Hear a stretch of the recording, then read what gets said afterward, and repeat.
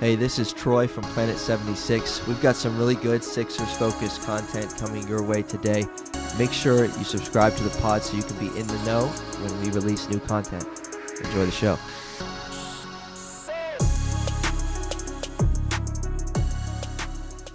All right, Sixers fans.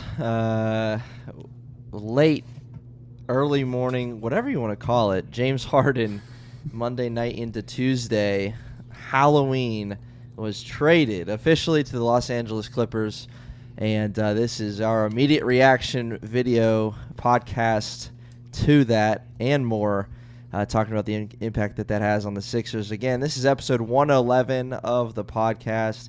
The 76ers officially moved James Harden to the Los Angeles Clippers, and we're going to talk about that and a whole lot more. Michael, how are we feeling? I'm not going to lie, there's a lot of thoughts circulating today. A lot of thoughts, a lot of things I still have to talk about, and obviously a lot will be discussed on here. Still a lot to process, in my opinion. Obviously, it's been about 12 hours-ish. Actually, it's been almost 24 hours. What am I saying? It's been almost 24 hours since the trade. Still very fresh, very new. But we have a lot to unpack, and I'm excited. There's a lot to talk about. This trade was sort of a ripple effect in terms of things happening and moves that the Sixers did make afterwards, / moves that could be potentially set up in the future. So I'm very excited. And let's just jump right in. We might as well, right? We might as well. Might as well. We were just saying too that the trade went down somewhere around 2:30 a.m. Yeah. And Mike and I were both just saying we literally missed it by a half hour or an hour before we went to bed. I was awake until 1 a.m. last night, almost 1:30. If the trade could have just happened 20 minutes earlier, I would have been able to react to it. Because I ended up sleeping until 10, and I didn't see it. I saw it 8 hours too late. There were so many people that were awake at 2 a.m., and I could have been one of them. I could have seen it, but it doesn't matter now. So close. So close. This is, because you think back to 2019 and Tobias Harris, it was the same thing with the Clippers. Yes. It was a middle of the night trade, obviously much, further down the line into the season, but it was another 2 a.m. deal that you wake up to. So, lots of notifications, lots of texts when I got up, and there it was. Yeah. So, the deal itself is this. So James Harden obviously heads out to Los Angeles alongside PJ Tucker and how do you say this guy's name? Filip Petrusev. Filip Petrusev. Filip with an F. Yeah, there you go. As Patrick Beverly would say, Filip with an F. Exactly. And then the Sixers back in return get quite a few forwards. They get Marcus Morris. They get Nic Batum. Robert Covington is back with the 76ers. KJ Martin, an unprotected 2028 first-round pick, 2 second-round picks, a first-round pick that they're getting from the Thunder, and then a first-round pick swap with the Clippers. So quite a big haul, as you might have expected, considering the players are getting returned. In order to do that, the Sixers did have to release Danny Green. So back for a short visit with the Sixers before being released. But all right. So as you mentioned, there is a lot to process. We'll get into all of that, just our thoughts, and maybe grade the trade a little bit based on that return. But then we'll give our thoughts saying goodbye to James Harden as well as PJ Tucker. Michael, especially, if you didn't know, if you're not a listener to Planet 76 often, Michael is a very avid PJ Tucker fan, and he speaks it here on Planet 76. So we'll give him his moment to talk about that. Saying goodbye to PJ might be hard, but, Gotta do and what you gotta do. then we're going to turn the page. We're going to turn the page, look to this new Sixers team and what it's going to mean. And we were actually, it's funny because Michael and I were planning on recording tonight regardless, and we were going to break down some of the week 1 action. So we will promise, we will get to that a little bit, but obviously with this news, that's going to take precedence over that. So, all right, the trade itself. get some 34-year-olds, I think, in Morris and Nicholas Batum, Robert Covington, and KJ Martin. Your thoughts on those guys? Yeah, and it's funny too. Troy texted me this morning with I don't even know how to describe it. The emoji where it's like a shocked face and the head is the top part of their head is like blown up like an earthquake. And I was like, what? It was like one of the first notifications I saw. I was like, what happened? Did somebody like repost our podcast? Did somebody like follow us or something? I thought it was something related to the podcast. And then I saw the Twitter, the other text, and I was like, that's what he's talking about. I had no idea what he was talking about until I saw, but that was just a funny thing. That's funny. But yeah, they're the Sixers get, I would say, probably an asterisk, as good of a package as they could have gotten for Harden. Now, I would say it was definitely the best package they would have gotten if they would have been able to acquire Terrence Mann or Norman Powell. And the Clippers were pretty adamant on not including either of those guys. So something must have gave, because apparently the owners got involved. Steve Ballmer and Josh Harris got involved. So maybe Josh Harris was like, no, dude, we need Harden gone. We can't have this hovering over the team. So maybe he just said, you know what, let's just do it. We don't need Mann or Powell. Just give us these players and we'll accept, and some picks we'll accept. I like the deal. I don't love it. I like it. I like Marcus Morris a lot. I really like Robert Covington. I'm kind of 50-50 on Nic Batum because of his age, and let me just check the numbers real quick. But as far as I'm concerned, he's not the most reliable three-point shooter. I'm going to be wrong. I know I am. Hold on. And he's certainly well on his way out of the league at this point. 39% from three last year on 4 attempts is really good. See, I knew I was going to be wrong. But I like Marcus Morris. I like Nic Batum. I really like Robert Covington because of his defensive versatility. I don't know much about KJ Martin. I know a lot of people are talking about I know he's young. I know he's on the younger side. Young, athletic wing, which the Sixers could definitely use. That's something that, again, you can never have too much athleticism on your roster. Never too much youth on your roster. Some very great draft picks. 28 first round, 2 second rounds, a first round pick for Thunder, first round swap with the Clippers. So if I had to give this trade a grade from A to F, I'd give it probably a B straight up. Again, that would probably be raised to a B plus had they been able to get Mann or Powell. But I like it. I do like it. And again, we can get into some of these players a little more in the episode. Some rumblings of the Sixers potentially flipping some of these picks and Nic Batum for another player or multiple players. There were talks of OG Anunoby and Zach LaVine being pursued by the Sixers, both of which I wouldn't mind at all, although I prefer OG Anunoby. We can go down these avenues if you want. But yeah, trade's done. Drama's finally done. We talked about it last episode. The team wasn't too concerned whether or not whether or not Harden would play.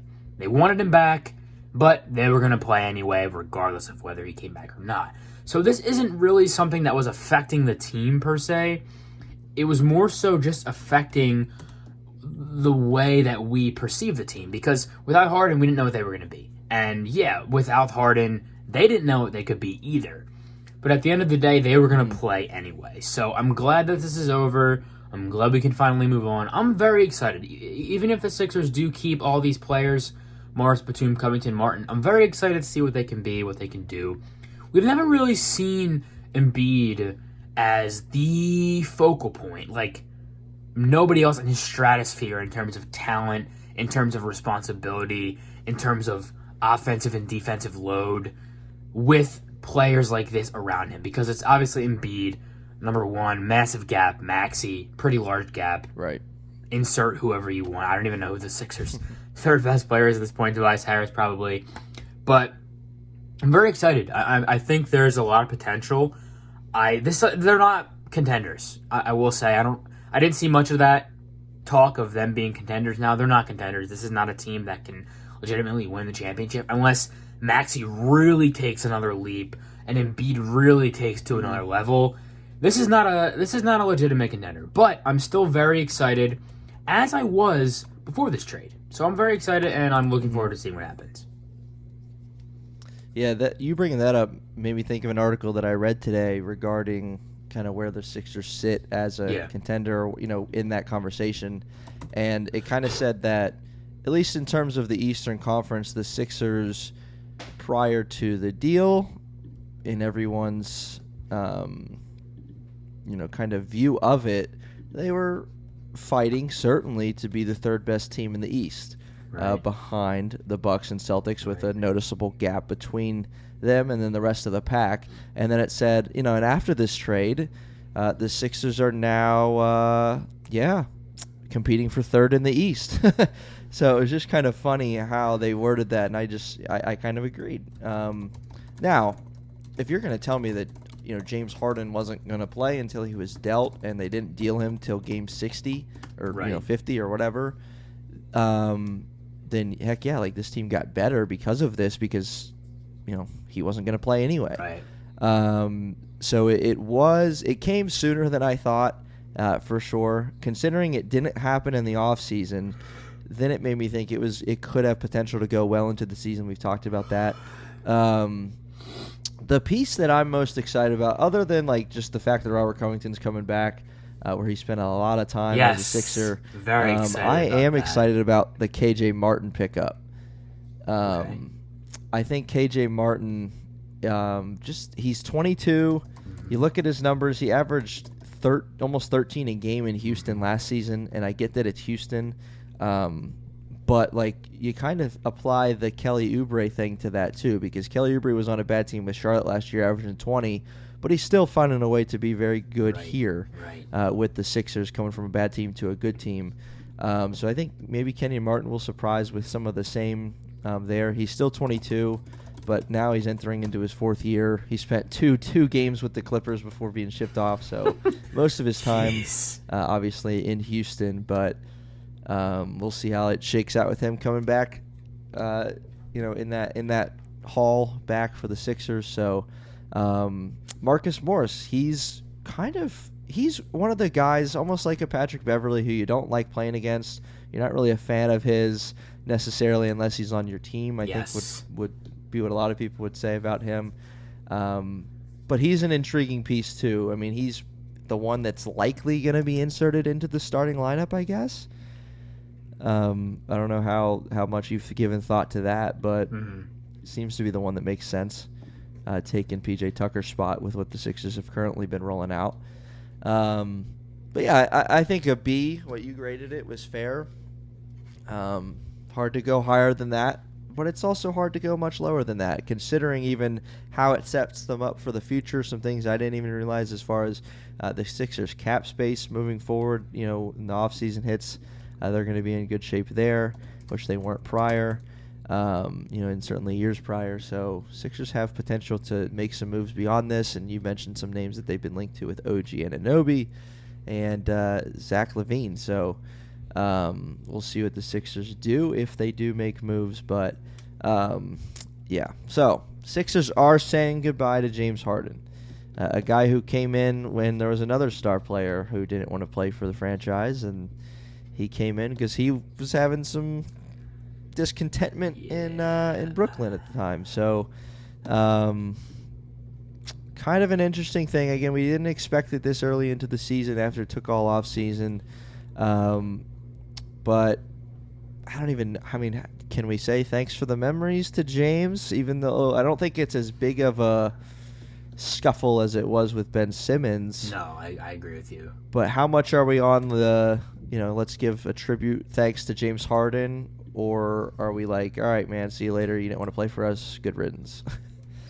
I think a lot of fans are on the train of, we hate you now. I'm not going to go that far, because when Harden was here, I think he played the best he possibly could. With the exception of Game 7 and Game 5 this past year in the playoffs, and Game 6 last year against the Heat, I think he played the best he could. And considering his injury with the hamstring and things like that, trying to recoup and get back, I think he did the best he could when he was here. So for that, I say thank you, James Harden, because he helped Joel Embiid a lot. He helped Joel Embiid unlock his game a lot.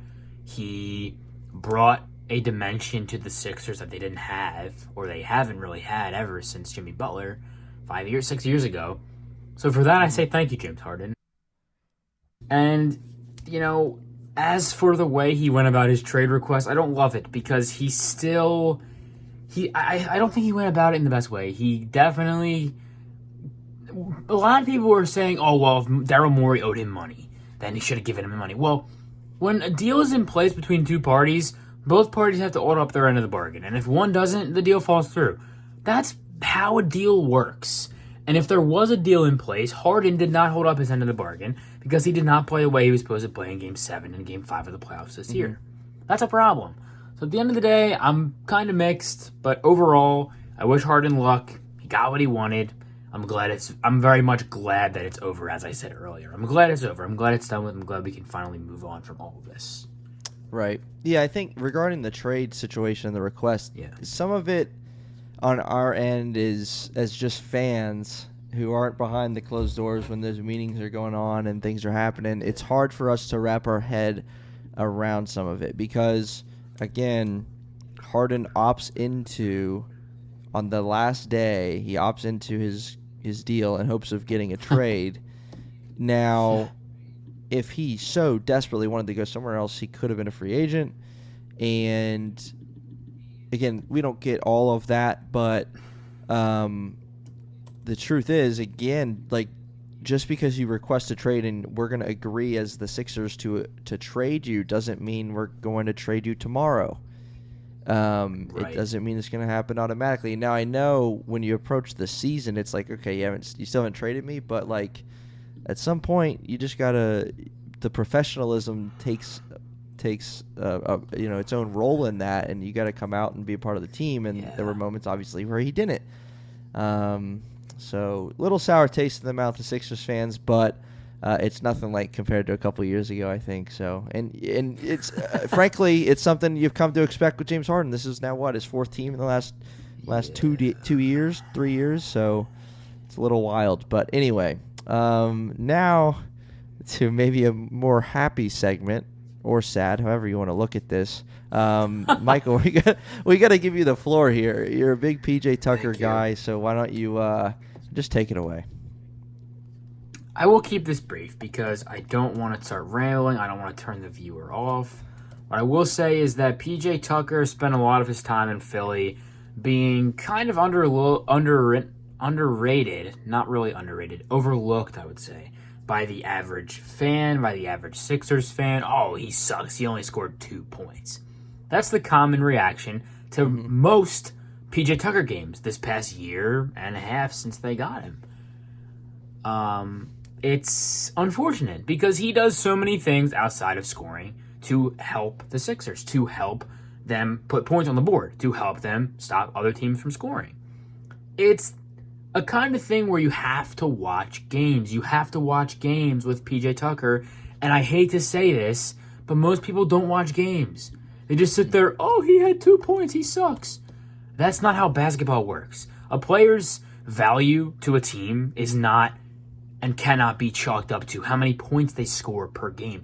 Yes, the point of the game is to score points, but you can also impact the game in so many other ways other than scoring a lot of points. You can help your team put points on the board for your team, which is actually the main goal of basketball, is to help put points on the board for your team in the most efficient way possible without actually scoring yourself or being actually a great scorer yourself. PJ Tucker did that. And defensively, awesome. Attitude, always awesome. He just wanted to hoop. He just wanted to do whatever it took to help his team win. You need a stop, he'll go out there and guard the hardest guy to guard. You need a rebound, he'll be out there boxing out guys for that rebound. You need a steal, he'll be hounding dudes on the ball. That's what he did, and that's the kind of thing that people don't actually care about. So for me, and I'm watching the games, and I see, dude, PJ Tucker just had this great pass, kick-out pass to Harris for 3. He just had a super clutch rebound. You don't see that if you just look at the box score, the stat sheet. You don't see that.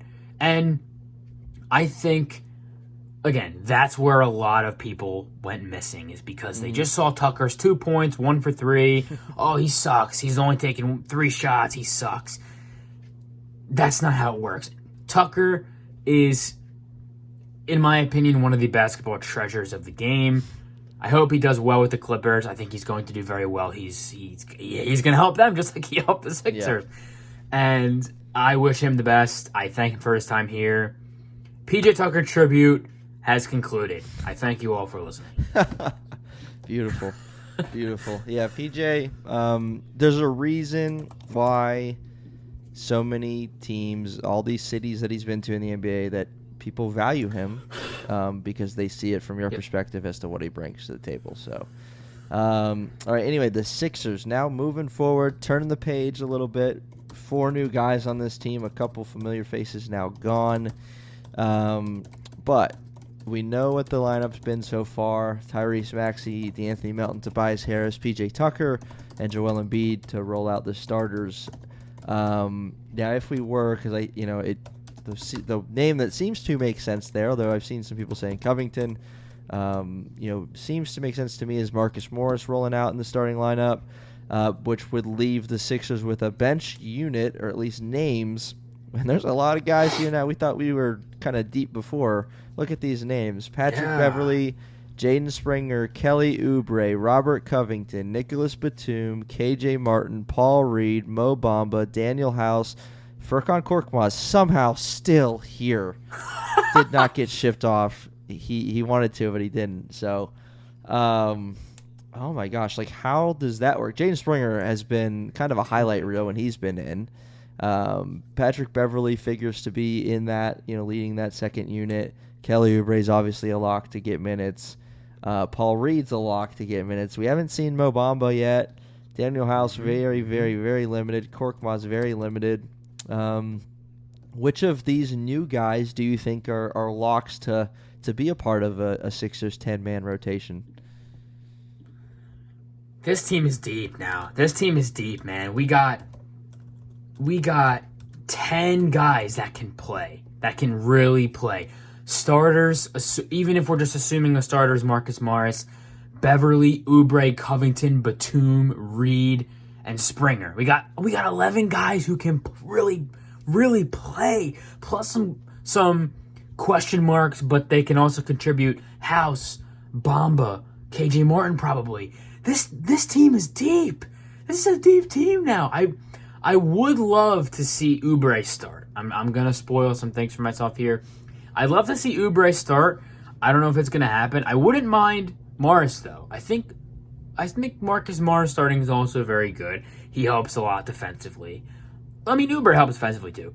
But I don't think you can go wrong. I think they probably will start with Morris. I think that's the safe bet. But I'm excited. I mean, this is a deep squad.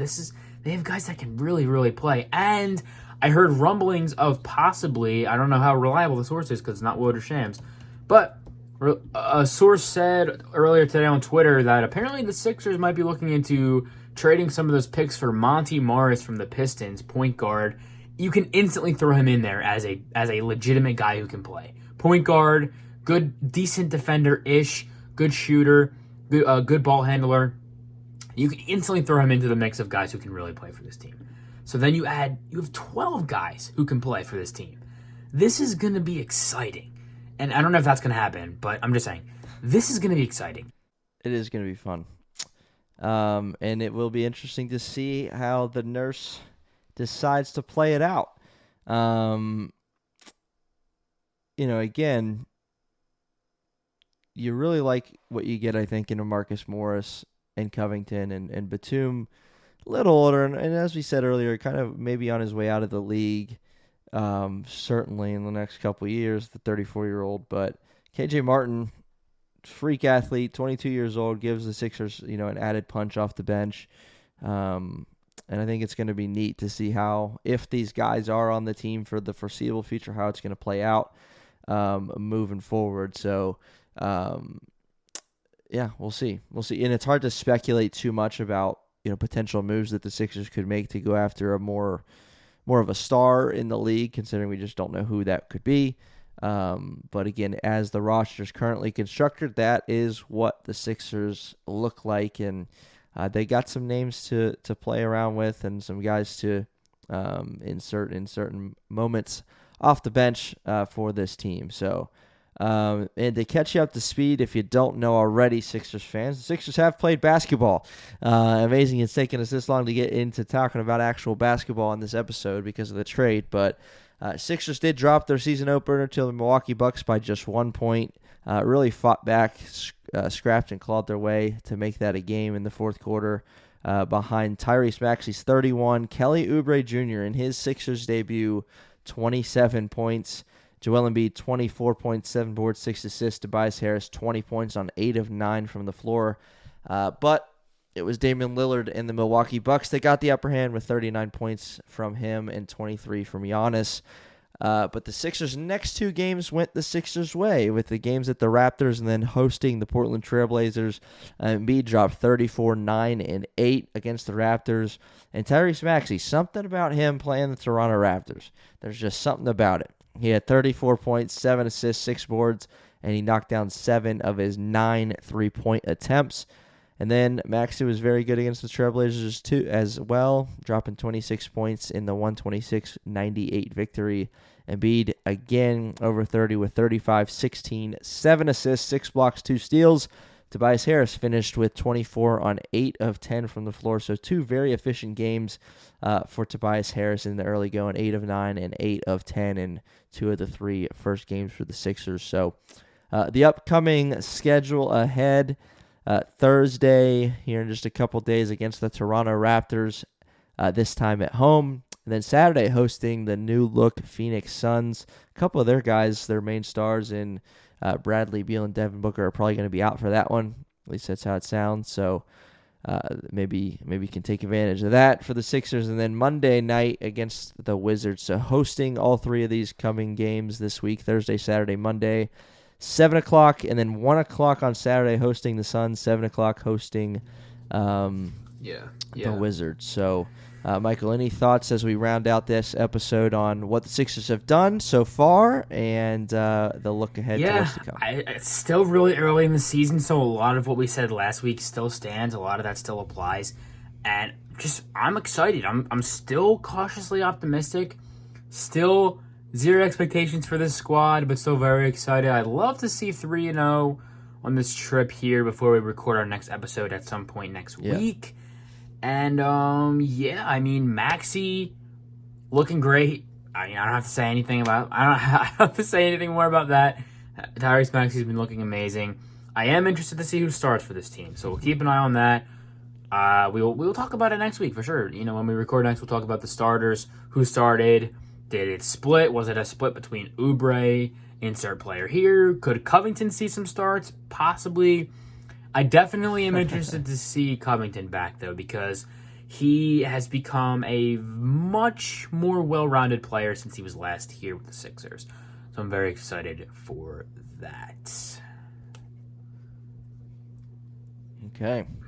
Yeah, it's going to be fun. Hopefully sooner rather than later, these guys get into some game action. It's going to be fun to see. Always intriguing when you have some new players in the lineup. So I will say this, too. So this is episode 111. Episode 110, I just recorded a quick episode after the Milwaukee Bucks game. So you can go check that out. But look forward to some more of that coming in future episodes. Just kind of immediate game reactions from Michael or I or together.